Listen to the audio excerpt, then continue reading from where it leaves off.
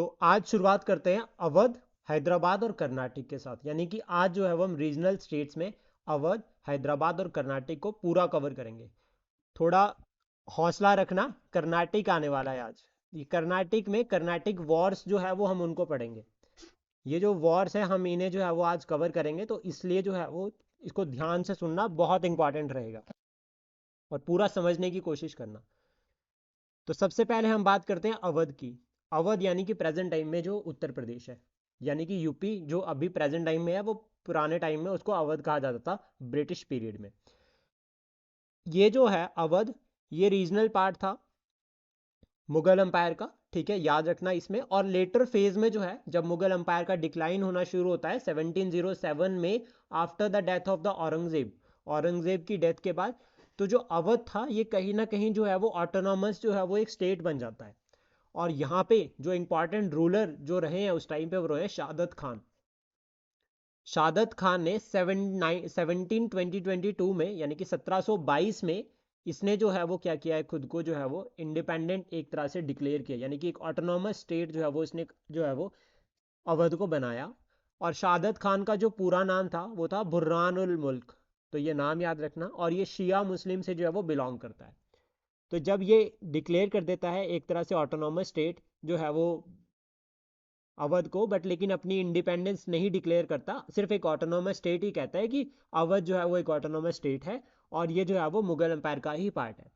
फिर शादत खान के बारे में इंपॉर्टेंट फैक्टर ये है कि इसने जो है वो क्या किया है, इसने हेल्प करी है। जब मोहम्मद शाह रंगीला जब अटैक करते हैं, इन्वेड करते हैं दिल्ली को, तो उस टाइम पे 1739 में जो शादत खान था, इसने हेल्प की थी मोहम्मद शाह रंगीला की अगेंस्ट नादिर शाह। और यहाँ पर एक फैक्टर याद रखना कि नादिर शाह और मोहम्मद शाह रंगीला के बीच में पीस ट्रीटी जो करवा रखी है वो शादत खान ने करवाई है।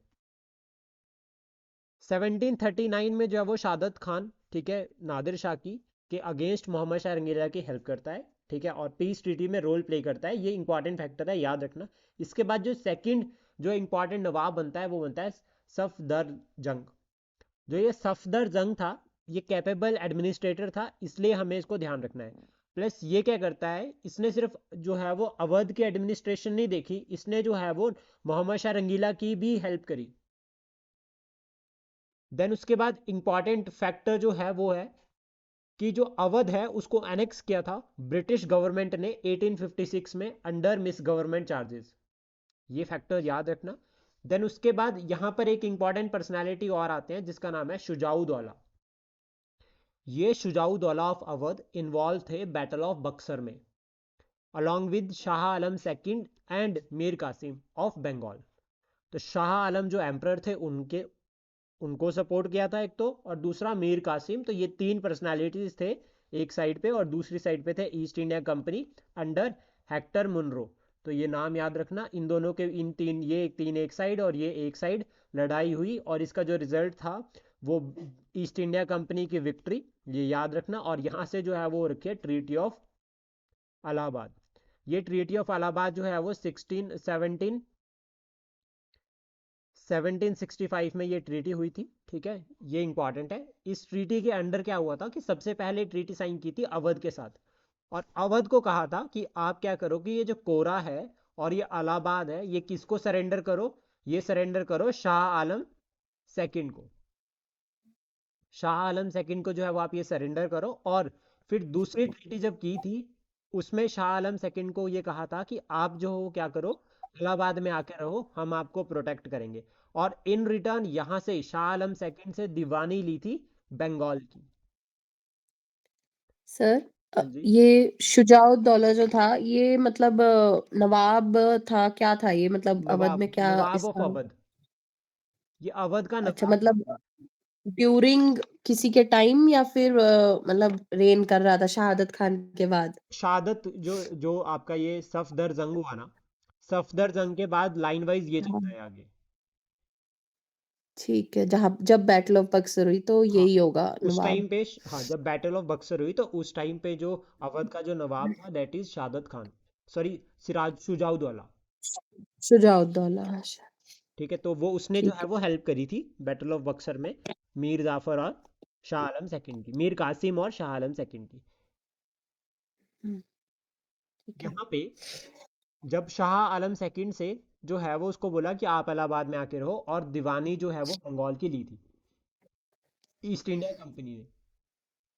और निजामत के जो राइट लिए थे, निजामत वाले जो राइट लिए थे वो लिए थे जो नवाब बनाया था मीर जाफर वो को अगेन, उससे।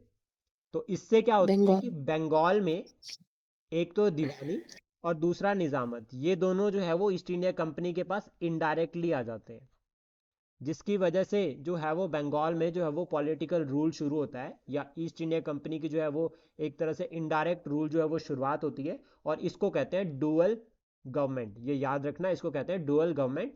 और उसके बाद यहाँ पे जो थर्ड ट्रीटी हुई थी, जिसमें जो है वो थर्ड ट्रीटी साइन की थी जो आपकी किसके साथ, नवाब ऑफ बंगाल के साथ, तो वो जो है वो फाइनली निजामा जो है वो यहाँ से टेक ओवर करते हैं ईस्ट इंडिया कंपनी। और ईस्ट इंडिया कंपनी यहाँ पे क्या करते हैं, अपॉइंट करते हैं रजा खान, एक बहुत इंपॉर्टेंट पर्सनैलिटी है, इसका नाम याद रखना है, रजा खान को अपॉइंट किया जाता है रेवेन्यू कलेक्शन के लिए। और ये रजा खान जो था वो किसका आदमी था, एक तरह से ईस्ट इंडिया कंपनी का। दो नवा दो दो ड्यूपिटी जो है वो यहाँ पर नाम आते हैं दीवानों के, एक तो रजा खान आता है और दूसरा आता है शिताब रॉय। लेकिन शिताब रॉय और रजा खान ये बहुत ज़्यादा इन डेप्थ हो जाएगा, तो इसलिए हमें इतना इन डेप्थ नहीं पढ़ना है, हमें उतना पढ़ना है जिससे जो है वो पेपर क्लियर हो जाए। तो डुअल गवर्नमेंट याद रखना। और ये जो डुअल गवर्नमेंट यहाँ पर शुरू हुई थी 1765 में, इसको एंड किया था वॉरेन हेस्टिंग ने। Warren Hasting was the first governor general of Bengal. ठीक है, जब ये भारत में आए 1773 में, तो उस टाइम पे जो है वो इन्होंने जो ये डुअल गवर्नमेंट थी इसको एंड किया, ये याद रखना। उसके बाद हम दूसरी स्टेट की बात करते हैं, दैट इज़ हैदराबाद। हैदराबाद की अगर हम बात करें तो इनके फाउंडर जो थे वो थे, ये स्टेट बनी थी 1724 में, और इस स्टेट को बनाया था निज़ाम उल मुल्क अशरफ जहाँ ने, ये याद रखना। ये निज़ाम उल मुल्क अशरफ जहाँ जो है, ये बहुत एबल जो है वो एक तरह से कह सकते हैं कि एडमिनिस्ट्रेटर था। ठीक है, और इसने काफ़ी सारी पॉलिसीज़, जब इसने हैदराबाद बनाया तो इसने बहुत सारी पॉलिसीज़ को अडॉप्ट किया, जिससे जो है वो हैदराबाद जो है वो राइज हुआ। हैदराबाद जो है वो एक ऑटोनॉमस स्टेट की फॉर्म में राइज हुआ इसके टाइम पे, इंपॉर्टेंट है ध्यान रखना। और ये जो है हैदराबाद जो है वो, अगर हम थोड़ा सा मेडिवल पीरियड में जाएं तो 1591 में हैदराबाद सिटी बनाई थी कुतुब शाह ने। और कुतुब जो शाही जो डायनेस्टी थी, इसका जो रूलर था मोहम्मद कुली कुतुब शाह, मोहम्मद कुली कुतुब शाह, इसने जो है वो हैदराबाद सिटी की जो है वो फाउंडेशन रखी थी, ये याद रखना। और हैदराबाद को ट्री सिटी ऑफ इंडिया भी कहते हैं। और ये जो डायनेस्टी थी कुतुब शाही डायनेस्टी, इसका जो फाउंडर था वो था कुली कुतुब शाह। ये नाम याद रखना, इंपॉर्टेंट है, पूछ सकते हैं कि ये डायनेस्टी का फाउंडर कौन था। औरंगजेब का जो है वो कीन इंटरेस्ट था, औरंगजेब बहुत ज़्यादा इंटरेस्टेड था हैदराबाद में, और इसके लिए उसने एक डक्कन कैंपेन भी लॉन्च किया था, जिसमें बीजापुर और गोलकोंडा को जो है वो उसने कंट्रोल किया था। हैदराबाद ऑटोनॉमस स्टेट की अगर हम बात करें तो इसमें निज़ामुल मुल्क का बहुत इंपॉर्टेंट रोल रहता है, जिसको फाउंडर कंसिडर किया जाता है हैदराबाद एज ऑटोनॉमस स्टेट। और इसमें इसका जो दूसरा नाम था वो था चिन क्लिच खान, ये पूछा जाता है एग्जाम में, इसको याद रखना। और इसको अशफ जहाँ का टाइटल भी दिया था मुगल एम्परर ने, याद रखना। और इसमें एक फैक्टर आता है वो ये, अशफ जहाँ के टाइम में, कि जो अशफ जहाँ जो टाइटल था, ये मुगल एम्पायर का सबसे सुप्रीम टाइटल माना गया है, सबसे हाईएस्ट टाइटल जो है वो ये माना गया है मुगल एम्पायर में, ये याद रखना। मोहम्मद शाह की हेल्प करता है निज़ामुल मुल्क मोहम्मद शाह रंगीला की हेल्प करता है against Syed brothers. Syed brothers को मारने के लिए जो है वो हेल्प करता है, और इन रिटर्न में जो है उसको ये लगता है कि ये मुझे वजीर बनाएगा, बट ऐसा नहीं होता है। फिर ये क्या करते हैं 1724 में जो है वो हैदराबाद एक अलग स्टेट जो है वो एक ऑटोनोमस स्टेट जो है वो बना देते हैं। अपनी आर्मी होती है इनकी, अपने रूल्स एंड रेगुलेशंस होते हैं इनके, सारा का सारा सिस्टम खुद चलाते हैं, बट लेकिन अपनी इंडिपेंडेंस नहीं डिक्लेयर करते। सेम एज इट इज़ जैसा मुर्शिद कुली खान ने बंगाल में किया था, इन्होंने जो है वो हैदराबाद में किया। जब इनकी डेथ हो जाती है 1748 में, ठीक है, उस टाइम पे जो है उसके बाद जो है वो सिविल वॉर जो है वो ब्रोक आउट हो जाती है। सिविल वॉर जो है वो यहाँ पे जो है वो हो जाती है for the next Nawab, next Nizam of Hyderabad की, नेक्स्ट निज़ाम कौन बनेगा। और ये सिविल वॉर किसके बीच में हुई, इनका जो बेटे थे वो, और दूसरा इनके जो ग्रैंडसन, ग्रैंडसन और बेटे, इन दोनों के बीच में यहाँ पर जो है वो वॉर ब्रोक आउट, जो है वो वॉर ब्रोक आउट हो गई, ये याद रखना। अब ए और बी आपस में लड़ रहे हैं, ए वर्सेस बी चला है, यानी कि ए को हम मान लेते हैं बेटे और दूसरे बी को मान लेते हैं हम ग्रैंडसन। इनके बीच में आपस में लड़ाई हुई, लड़ाई चल रही है कि कौन जो है वो थ्रोन के ऊपर बैठेगा, कौन जो है वो नेक्स्ट निज़ाम बनेगा। इसका फ़ायदा उठाया किसने? फ़ायदा उठाया इसका फ्रांस ने, इसका फ़ायदा उठाया इंग्लिश ने, इसका फ़ायदा उठाया मराठा ने। मराठा ने कैसे फ़ायदा उठाया इसका? मराठा को ये पता चल गया कि निज़ाम जो है वो मर गया, वहाँ पे अब कोई भी जो है वो अगला निज़ाम नहीं है, यानी कि निज़ामुल मुल्क तो मर गया। तो उन्होंने क्या किया, मराठास ने जो हैदराबाद की टेरिटरी थी उसको कंट्रोल करना शुरू कर दिया, उसके ऊपर जो है वो अटैक करने शुरू कर दिए, पहला। दूसरा, फ्रांस और इंग्लिश ने इसका फ़ायदा कैसे उठाया? फ्रांस और इंग्लिश ने दोस्ती करने की कोशिश करी। जैसे फॉर एग्जांपल फ्रांस जो चला, फ्रांस ने सपोर्ट किया ए को और इंग्लिश ने सपोर्ट किया बी को। दैट मीन्स इसमें यह था कि मेरा बंदा जो है वो निज़ाम बनेगा, तो उससे फेवर भी मुझे मिलेगा। तो सेम एज इट इज़ यहाँ पर भी था कि फ्रांस ने जो है वो ए को अगर सपोर्ट किया, फ्रांस ने फॉर एग्जांपल सन को सपोर्ट किया और इंग्लिश ने जो है वो ग्रैंड सन को सपोर्ट किया, तो ये भी जो है वो कहीं ना कहीं प्रॉफिट जो है वो देख रहे थे। तो ये कहानी भी यहाँ पर जो है वो आती है। और इसमें जो ये दोनों के बीच में चला था कि कौन किसको सपोर्ट करेगा, इसमें जो कामयाब होते हैं वो होते हैं इंग्लिश। ठीक है, इंग्लिश इसमें कामयाब होते हैं। और उसके बाद 1798 में जो है वो निज़ाम क्या करते हैं, ईस्ट इंडिया कंपनी के साथ सब्सिडरी अलाइंस साइन करते हैं। सब्सिडरी अलाइंस जो है ये लॉर्ड वेलेस्ली का आइडिया था, ये याद रखना, लॉर्ड वेलेस्ली का ये आइडिया था। मतलब Lord Wellesley subsidiary alliance idea के थ्रू जो है वो के साथ इंडिया में, भारत में आए थे as a governor general of Bengal. ठीक है, और उन्होंने ये आइडिया दिया था, और इस आइडिया का मतलब ये हो गया कि जो है, जो इस ट्रीटी को साइन करेगा कंपनी उसको डिफेंड करेगी। अभी इतना समझो, खाली कंपनी उसको डिफेंड करेगी, इन रिटर्न जो इसको साइन कर रही स्टेट है उसे जो है अपना डिफेंस, फॉरेन अफेयर और कम्युनिकेशन, ये तीन पार्ट जो है वो कंपनी को सरेंडर करना पड़ेगा। यानी कि कंपनी की बिना मर्जी से जो है वो किसी भी फॉरेन कंट्री से जो है वो बात नहीं कर सकते, किसी भी फॉरेन कंट्री के साथ रिलेशन नहीं बना सकते। और जब कंपनी ने कहा कि आप अगर हम आपको डिफेंड कर रहे हैं तो आपके पास हमारी एक आर्मी होगी जिसका खर्चा जो है वो आप खुद करोगे। ये हम तब पढ़ेंगे जब हम वॉरेन हेस्टिंग को, लॉर्ड वेलेस्ली को पढ़ेंगे, वहाँ पर सब्सिडियरी अलायंस अच्छे से कवर हो जाएगा।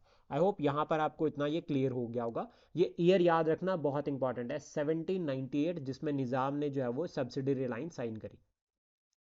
देन इसके बाद ऑपरेशन पोलो होता है 1948, सितंबर 1948 में। पोलो मतलब पुलिस एक्शन, और ये इंडियन गवर्नमेंट ने किया था, जिसमें जो है वो क्या होता है कि हैदराबाद को जो है वो इंडियन टेरिटरी में जो है वो पार्ट, इंडियन टेरिटरी का पार्ट बना दिया जाए, इनकॉर्पोरेट कर दिया जाता है इंडियन टेरिटरी में। ये याद रखना ऑपरेशन पोलो के बाद। यहाँ पर क्या होता है कि जब 1947 में भारत आज़ाद होता है तो उस टाइम पे बहुत सारी प्रिंसली स्टेट्स थी। मैक्सिमम प्रिंसली स्टेट्स जो है वो इंस्ट्रूमेंट ऑफ असेशन या वो जो है वो एक्सेप्ट करते हैं भारत में ऐड होना। लेकिन हैदराबाद क्या करता है, हैदराबाद बोलता है कि मुझे थोड़ा टाइम दो, मुझे सोचना पड़ेगा। और सोचते सोचते 1948 आ जाता है। तो मीनवाइल क्या होता है कि निज़ाम जो, हैदराबाद का जो राजा था निज़ाम, वो क्या कर, वो चाहता था कि मैं जो हूँ वो पाकिस्तान में मिलूँ, उसका इंटरेस्ट था पाकिस्तान में। लेकिन ऐसा पॉसिबल नहीं हो पाता है। और जो यहाँ पर इंपॉर्टेंट रोल प्ले करते हैं सरदार वल्लभ भाई पटेल, सरदार वल्लभ भाई पटेल जो है वो यहाँ पे पुलिस एक्शन करते हैं 1948 में। और यहाँ पर जो है वो निज़ाम को डिफीट करके, वहाँ उनकी जो आर्मी थी रजाकाज, उनको जो है वो डिफीट करके जो है वो हैदराबाद को जो है वो इंडिया का पार्ट बना देते हैं। तो ये याद रखना, इंपॉर्टेंट छोटी सी कहानी यहाँ पर आती है। अब उसके बाद शुरू होती है कहानी सबसे important, that is Karnataka. Karnataka जो रीजन है, देखो यहाँ पर मैंने ये बनाया है, ठीक है, पूरा का पूरा याद रखना। ये निज़ाम की टेरिटरी हो गई, देखो ये सारी की सारी, ठीक है। और ये हो गया मैसूर। यहाँ पे जो छोटा सा एक रीजन आता है, ये अगर ऊपर यहाँ पे इस साइड पे जो है वो कृष्णा रिवर, और यहाँ पे कावेरी, ठीक है, ये दो नदियों के बीच में जो है जो टेरिटरी थी, दैट इज योर कर्नाटक। ये इंपॉर्टेंट है, याद रखना, ठीक है। और यहाँ पर क्या होता है, ये कृष्णा और कावेरी दो नदियों के बीच का जो रीजन है दैट इज कर्नाटक, ठीक है। और ये क्या, कर्नाटक जो था ये मुगल प्रोविंस था, ठीक है, एक मुगल सूबा था under the Nizam of Hyderabad. That means ये मुगल अंपायर का पार्ट था कर्नाटक, और इसको जो रूल करता था वो करता था निज़ाम के through Mughal umpire. That means जो निज़ाम में का गवर्नर होगा, जो मुगल अंपायर ने अपॉइंट किया होगा या मुगल एम्परर ने अपॉइंट किया होगा, उसके थ्रू जो है वो कर्नाटक को जो है वो कंट्रोल किया जाता था। फिर इसका जो पहला ऑटोनोमस रूलर बनता है दैट इज योर शहादतुल्ला खान। ये नाम याद रखना, शहादतुल्ला खान। ठीक है, ये ऑटोनोमस स्टेट जो बनती है 1710 से लेकर 1722 के बीच में जो है वो शहादतुल्ला खान रहते हैं। ठीक है, और इनके जो आगे जो सक्सेसर होते हैं वो होते हैं दोस्त अली। 1732 से लेकर 1740, ये याद रखना 1740 में इनकी हो जाती है डेथ, जो फैक्टर हमें पढ़ना है। ठीक है, उसके बाद जो है वो रीजन जो है वो कन्फ्लिक्ट में आ जाता है, और ये रीजन कन्फ्लिक्ट में आता है किसकी वजह से? एक तो ईस्ट इंडिया कंपनी और दूसरी साइड पे फ्रांस। अब यहां पर होता क्या है, जो अगर हम कंसेप्ट समझे, देखो ये रहा मद्रास, मद्रास में थी ईस्ट इंडिया कंपनी। ठीक है, और ये रहा पुडुचेरी, और यहां पर थी फ्रांस।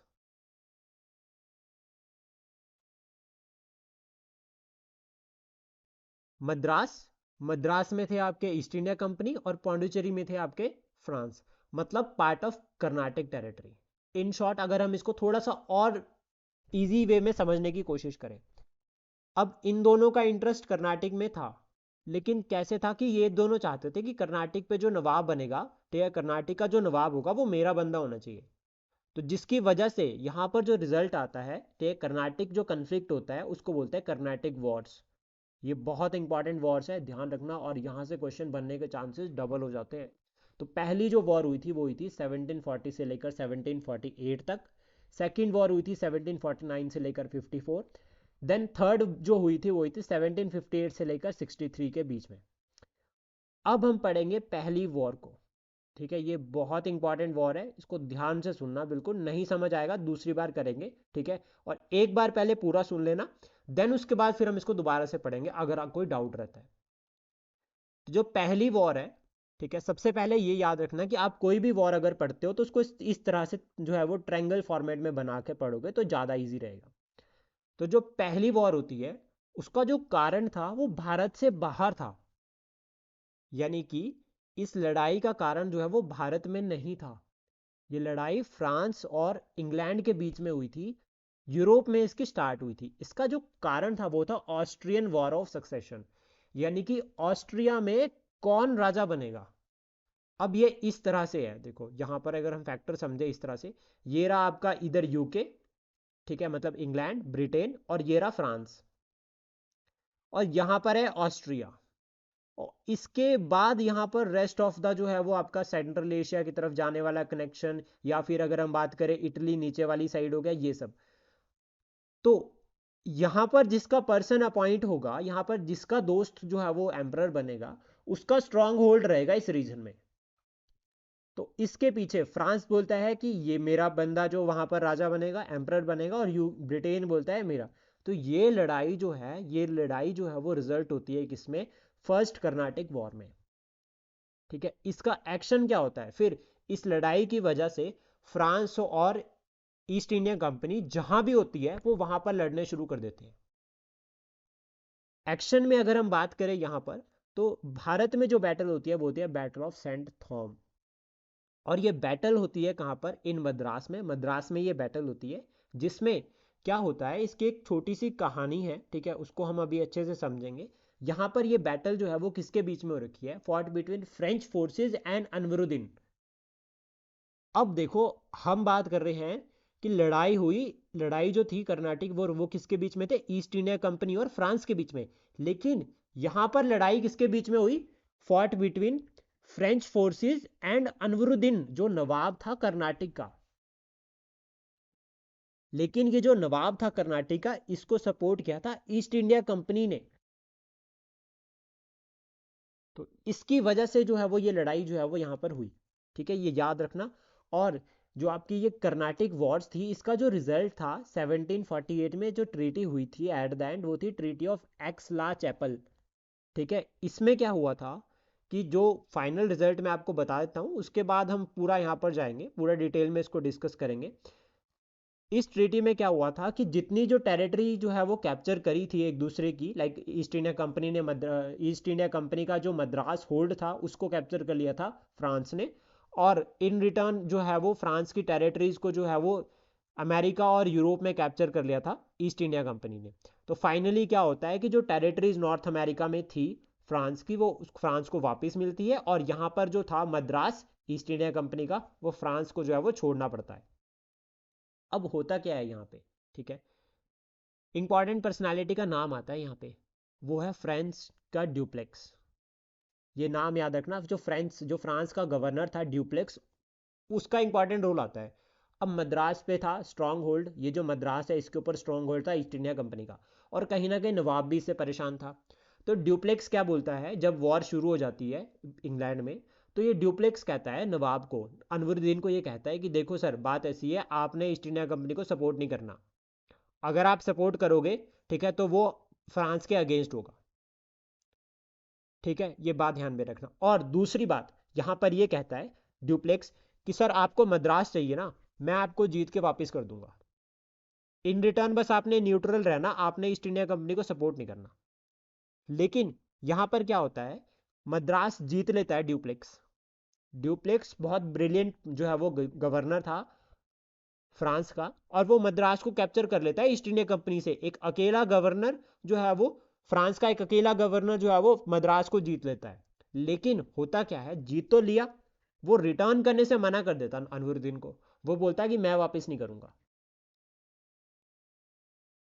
अब अनवरुद्दीन को लगता है कि यार इसने तो मेरे साथ धोखा कर दिया, और वो क्या करते हैं, अपनी आर्मी भेजते हैं, और अपनी आर्मी भेजते हैं महफूज खान के अंडर। उनका बेटा था महफूज खान, उसके अंडर जो है वो अपनी आर्मी भेजते हैं 10,000 की।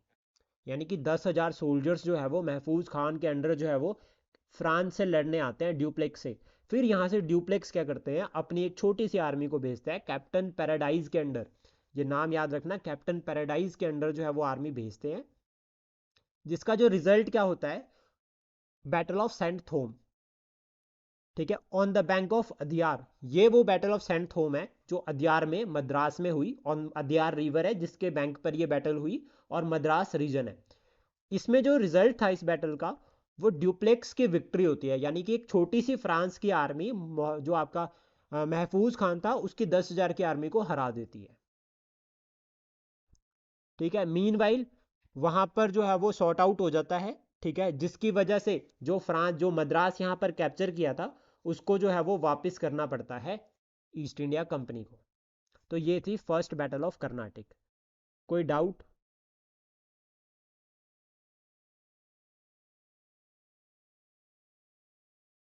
समझ आया? हाँ या ना तो बोल दो। जी सर।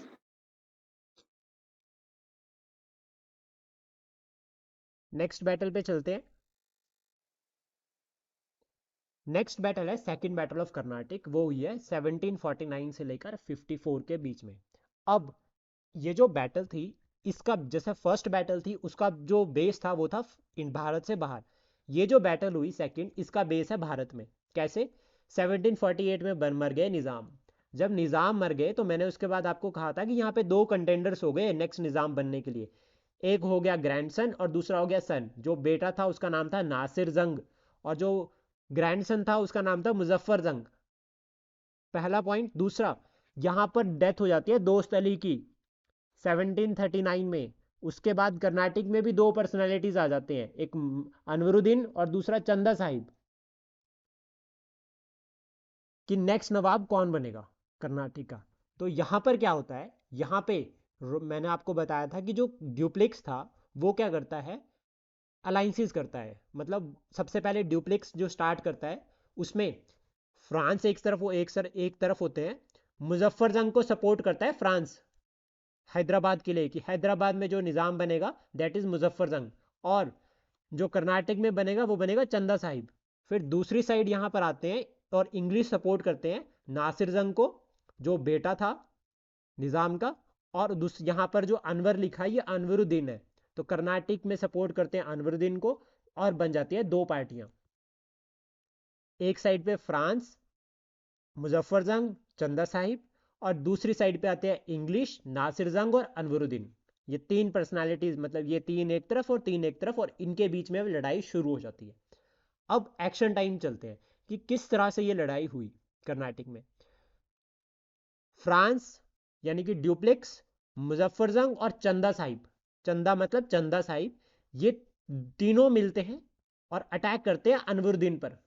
अनवरुद्दीन यानी कि कर्नाटक, इसके ऊपर अटैक करते हैं, जिसका जो रिजल्ट होता है वो होता है बैटल ऑफ अंबुर।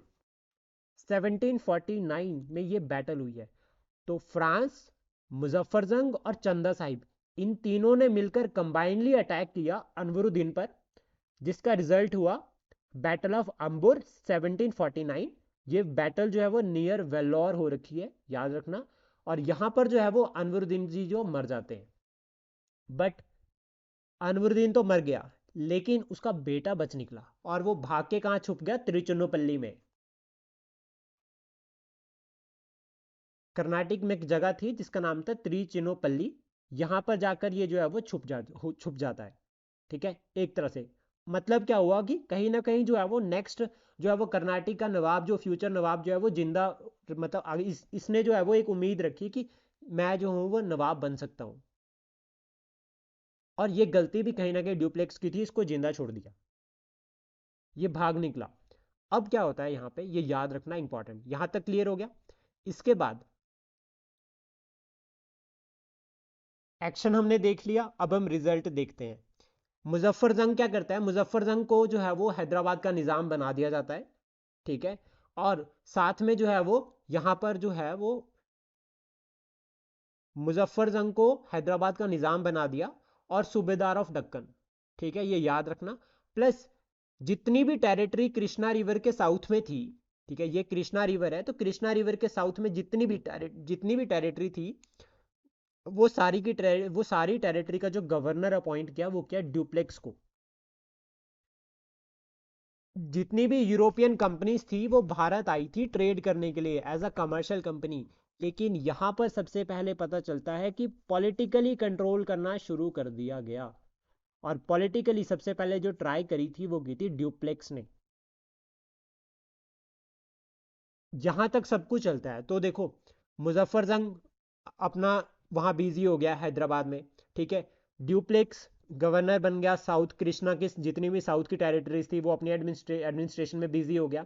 यहां पर एंट्री होती है ईस्ट इंडिया कंपनी की। अब ईस्ट इंडिया कंपनी, जैसे देखो मैंने यहां पर लिखा भी है, ईस्ट इंडिया कंपनी प्लान बनाती है, एक मास्टर प्लान बनाती है। वो ये तब उनको दिख जाता है ये मोहम्मद अली जिंदा, उनको लगता है कि मोहम्मद अली साहब अभी जिंदा है, और हमारे पास अभी एक उम्मीद है कि हम इसको जो है वो कर्नाटक का नवाब बना सकते हैं। तो ये क्या करते हैं? मास्टर प्लान्स बनाते हैं। तो सबसे पहले, ठीक है, जब यहाँ पर मोहम्मद शाह, जो मोहम्मद अली था, ठीक है, वो तिरुचिन्नपल्ली में छुप जाता है। ठीक है, तो चंदा साहिब जो है वो उसको घेर लेते हैं बाहर से। फ्रांस जो है वो भी दूर थे, फ्रांस अभी नहीं आए थे, फ्रांस मदद करने के लिए नहीं पहुंच पाते हैं, दोनों ही केस में याद रखना। तो मोहम्मद अली जो है वो तिरुचिन्नपल्ली के फोर्ट के अंदर है, और उनको बाहर से घेर रखा है चंदा साहिब ने। अब इंग्लिश को हेल्प करनी थी, मोहम्मद अली की कैसे हेल्प करें? बाहर तो चंदा साहिब है, पॉसिबल नहीं है। तो वो प्लान करते हैं कि चंदा साहिब तो तिरुचिन्नपल्ली के बाहर खड़े हैं, उनकी कैपिटल जो आरकोट है वो तो खाली पड़ी है। तो ये प्लान करते हैं आरकोट पे अटैक करने का, और इसको फेमस आरकोट सीज कहते हैं। क्लाइव जो है वो अराउंड 50 अबव डेज का जो है वो 53 या 54 डेज का जो है वो यहाँ पर सीज करके रखते हैं पूरा। और फाइनली जो चंदा साहिब थे वो सरेंडर करते हैं यहाँ पे। ठीक है, और उसके बाद जो है वो मोहम्मद अली जो है वो चंदा साहिब को मार देते हैं, और मारने के बाद जो है वो नेक्स्ट जो है वो नवाब बन जाते हैं फाइनल। पहली डिप्लोमेसी ये हो गई। अब फ्रांस हेल्प करने के लिए क्यों नहीं आ पाए? फ्रांस हेल्प करने के लिए क्यों नहीं आ पाए? इन्होंने दूसरा प्लान बनाया। इन्होंने वहां घर में ब्रिटेन में बोला कि सर फ्रांस ना इंडिया में बहुत ज़्यादा तंग कर रहा है, आप यहाँ पर कुछ करो। तो वहां पर प्रेशराइज करते हैं फ्रांस को, और यहाँ पर जो है वो डिप्लोमेटिक्स जो है वो स्किल्स जो है डिप्लोमेटिक ट्रीटी साइन होती है, डिप्लोमेसी होती है। और क्लाई जो आपका ये ड्यूप्लेक्स था, ठीक है, जो जो जीत रहा था, उसको जो है वो वापस बुला लिया जाता है। ड्यूप्लेक्स को बोलते हैं सर वापस आ जाओ, और ड्यूप्लेक्स को जो रिप्लेस कर देते हैं वो करते हैं चार्ल्स रॉबर्ट गोर्डीने। इससे जो है वो रिप्लेस कर देते हैं, जो फाइनली क्या करता है, पीस जो है वो करता है, वो इंग्लिश को बोलता है कि आपको जो करना है करो, मैं पीसफुली जो हूँ अपना ट्रेड एंड कॉमर्स करता रहूँगा। और यहाँ से जो है वो एंड होता है सेकेंड कर्नाटिक वॉर का। और यहाँ पर जो है वो क्लाइव को ये आइडिया मिलता है, और क्लाइव जो है वो यहाँ से जो है वो क्लाइव ये आइडिया देते हैं, और फिर क्लाइव का ईरा जो है वो यहाँ से शुरू होता है। तो देखो सेकेंड कर्नाटिक वॉर में हुआ क्या। सेकेंड कर्नाटिक वॉर में सबसे पहले तो यहाँ पर निज़ाम मर गए, दूसरा यहाँ पर जो है वो जो दोस्त अली थे वो भी मर गए। मतलब कोई जो है वो नेक्स्ट जो है वो यहाँ पर लीडर नहीं है, मतलब डायरेक्ट पे भी बना नहीं है, सिर्फ लड़ाइयाँ शुरू हुई है। नासिर जंग बोलते हैं मुझे बनना है, मुजफ्फर जंग बोलते हैं मुझे बनना है। तो यहाँ पर जो है वो फ्रांस सपोर्ट करते हैं मुजफ्फर जंग को, और नासिर जंग को सपोर्ट करते हैं East India Company. Then Carnatic में क्या होता है, कर्नाटिक में अनवरुद्दीन और चंदा साहिब ये दोनों बोलते हैं कि इन हमें बनना है।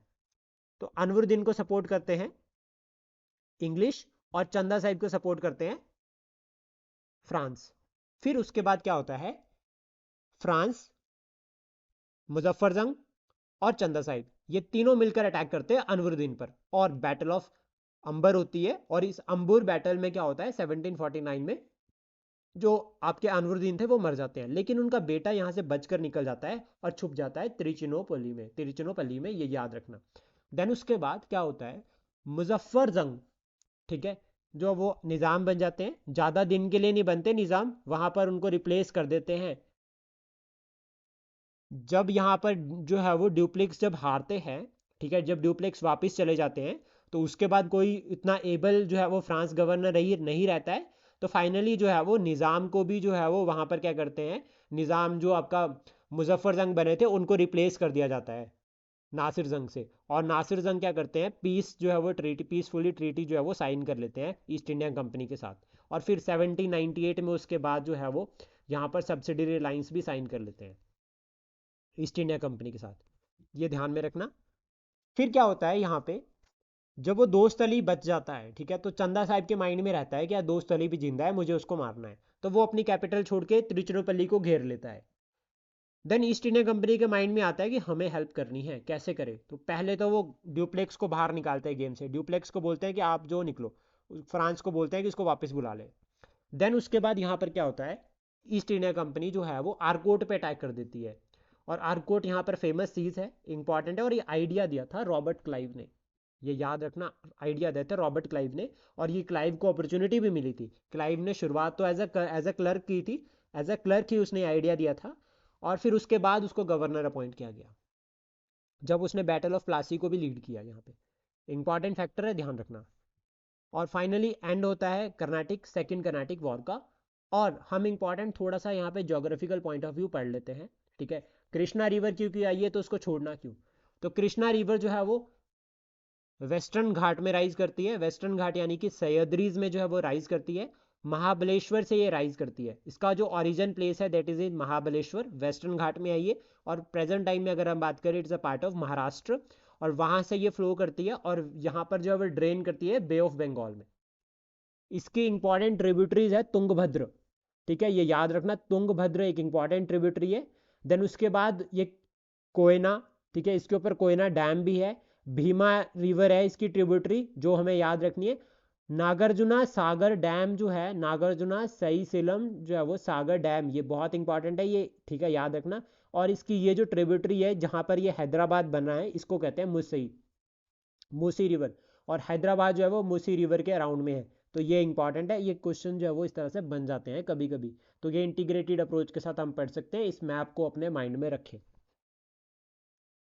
देन उसके बाद बात आती है थर्ड कर्नाटिक वॉर की, 1758 से लेकर 63 तक, यानी कि लास्ट बैटल।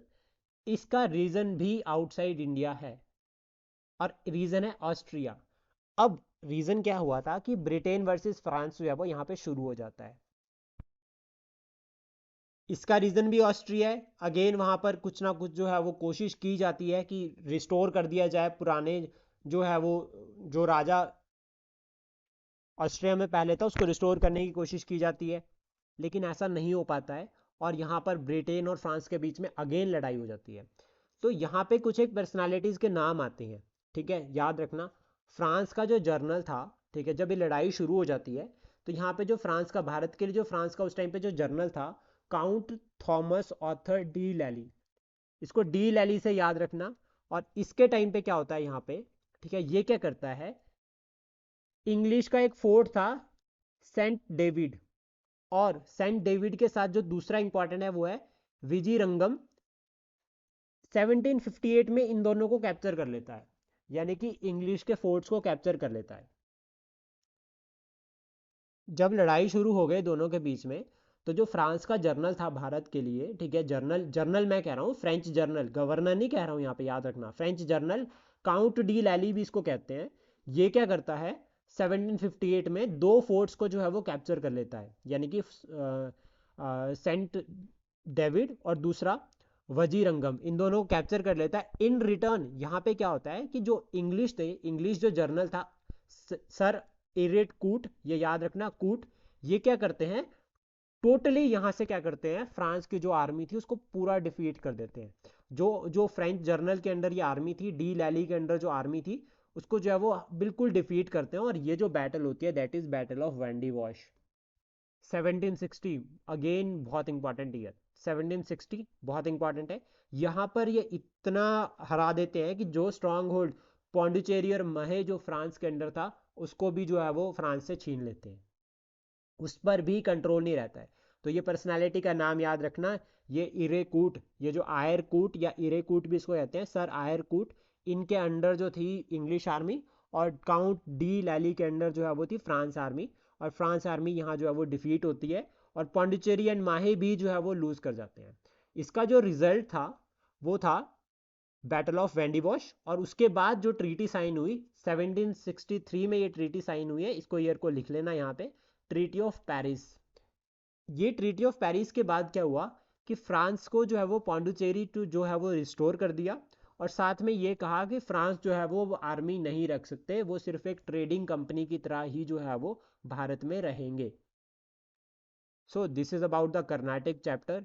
कोई डाउट?